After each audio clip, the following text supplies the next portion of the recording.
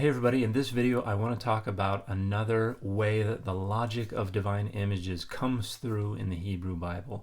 But this time I want to talk about how it structures the Hebrew Bible's discussion of the messenger of Adonai, the angel of the Lord. And this figure shows up in a number of places, and in its earliest occurrences it actually shows up in narratives where it seems to be conflated with God themselves. In other words, we have some narratives where the text will say in one verse that it is the messenger of Adonai speaking, and then in the next verse will say it's Adonai themselves speaking. There are a handful of verses where this happens, most notably Genesis 16 with Hagar, Exodus 3 with Moses, Judges 6 with Gideon, Judges 13 with Manoach and his wife. Those are Samson's parents. And there are some interesting features of these stories. Exodus 3 is a good example. Verse 2 says that the messenger of Adonai appeared to Moses in the burning bush. The rest of the chapter has Moses speaking directly with God. In fact, this messenger in one verse says, I am the God of your fathers, the God of Abraham, the God of Isaac, the God of Jacob. And you have another interesting feature where these people are afraid to look at this entity or express shock that they have seen this entity and stayed alive. And this obviously reflects the idea from Exodus 33:20 that humans can't see the face of God and live. But there are a number of considerations to look at here before we move on to how divine image logic is related to this. Where does this messenger come from? Well, I would argue that it comes from textual interpolation, that these stories all originated in narratives about God themselves, visiting, interacting with, speaking with humanity. And at some point this became theologically problematic, and so a scribe came in and wrote the word malach in front of the word Elohim or the word Adonai in order to obscure the presence of God. And there are a few pieces of evidence that point in this direction.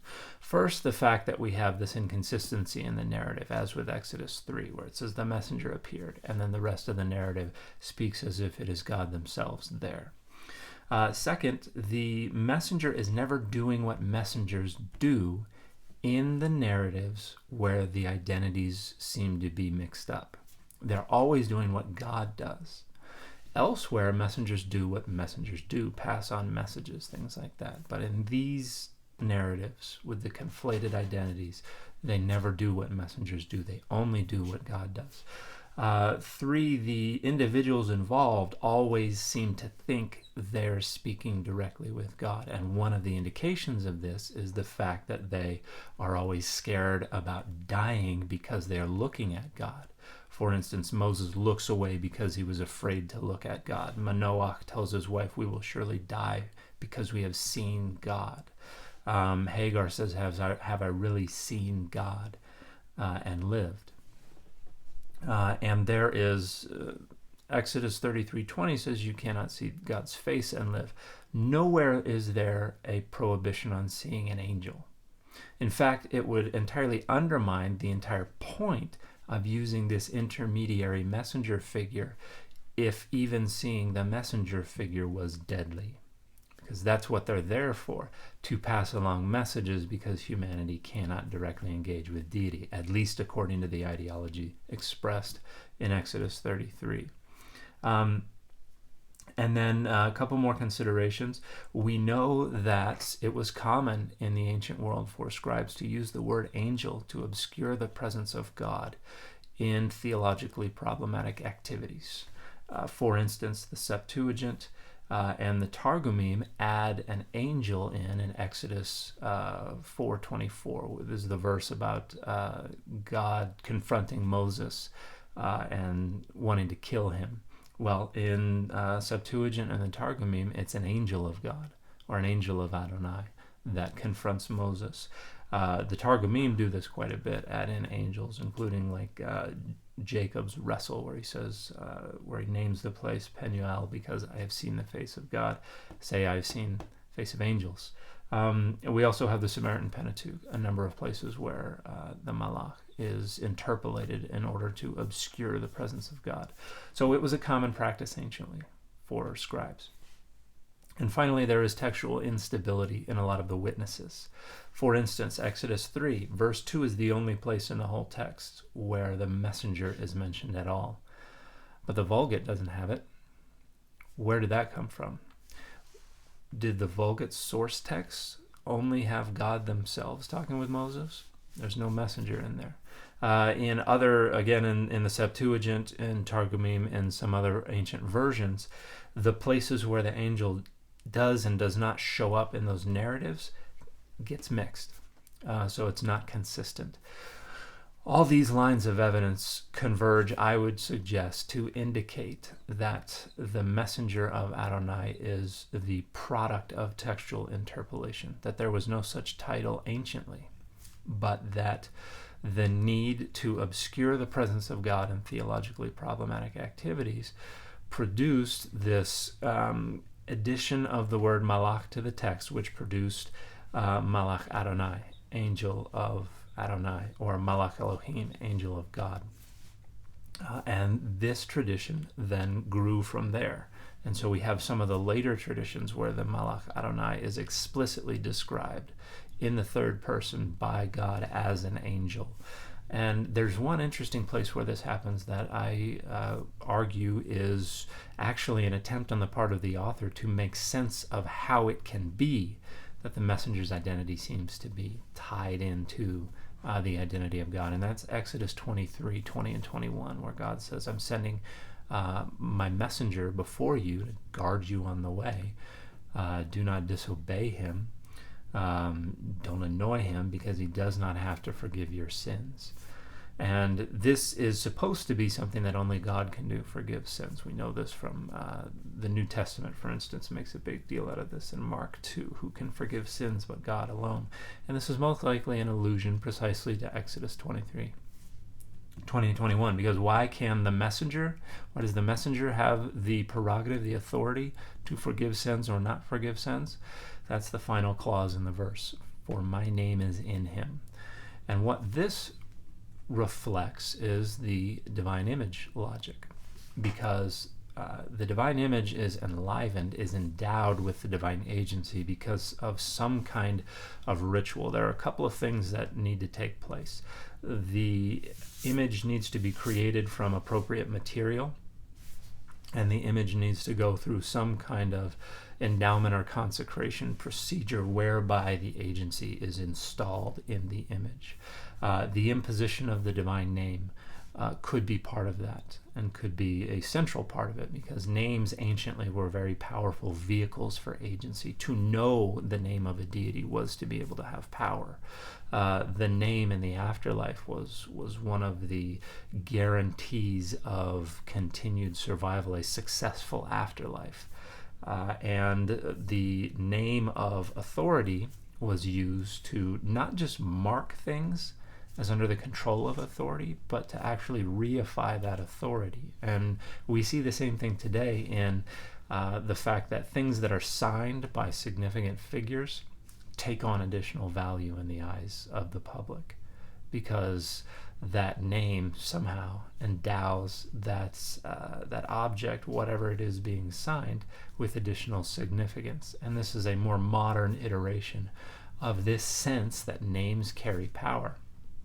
And so in the Deuteronomistic literature, you have the temple in Jerusalem as identified as the place where God will place their name.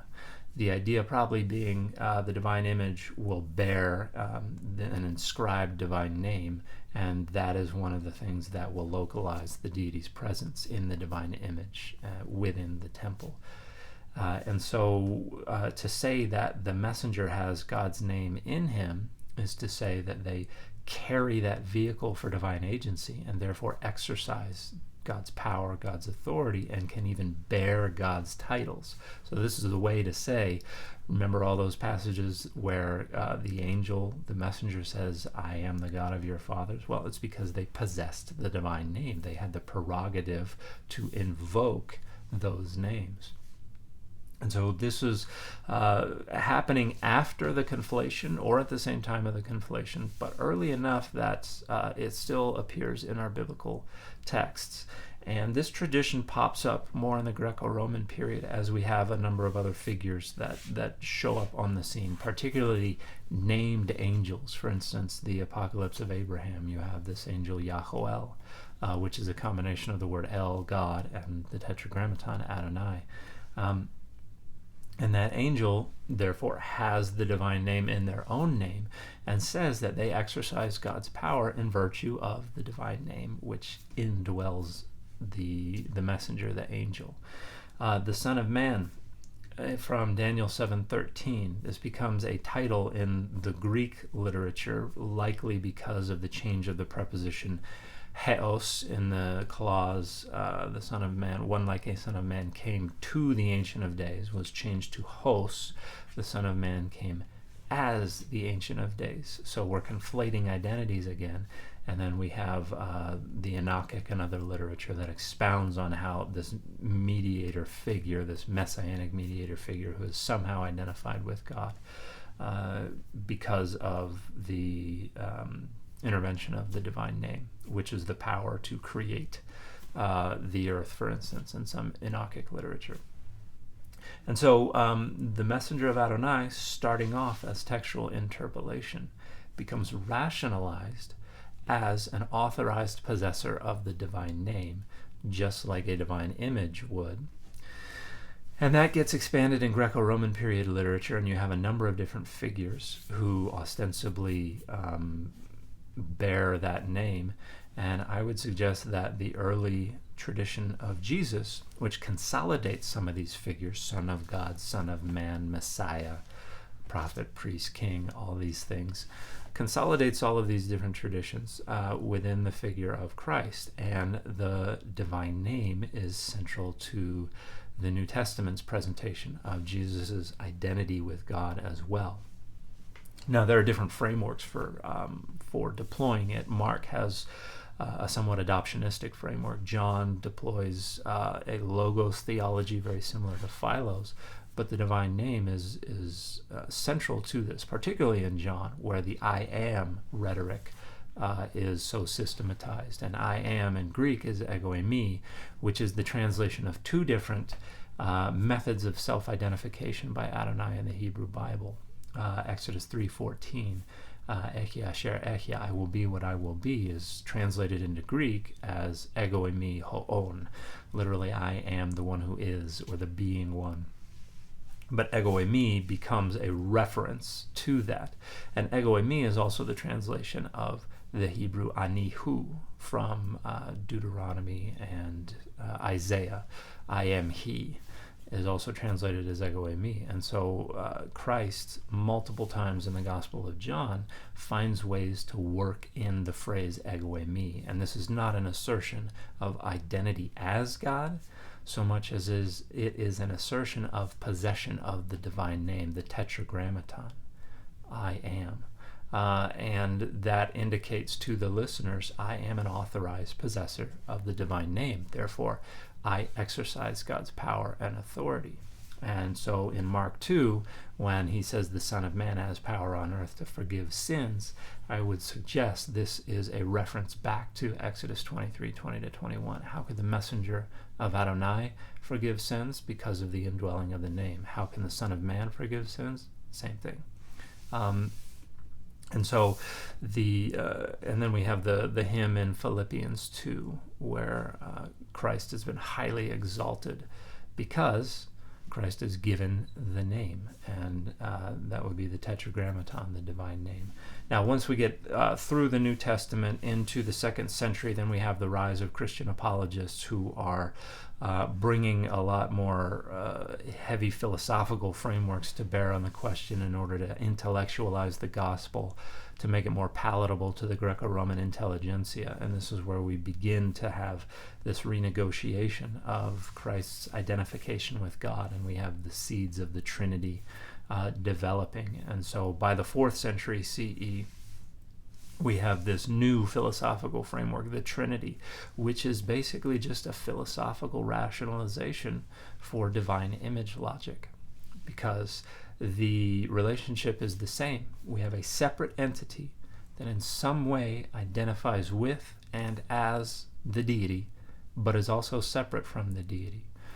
And with divine images, that is because they have been endowed with divine agency through some kind of vehicle, and therefore manifest the presence of the deity. And this is precisely what the messenger of Adonai does. This is precisely what the Son of Man does, and this is precisely what Jesus does in the New Testament. And the Trinity is a different kind of philosophical rationalization of that logic. So the logic of divine images is quite critical to many places in the Hebrew Bible as well as the New Testament.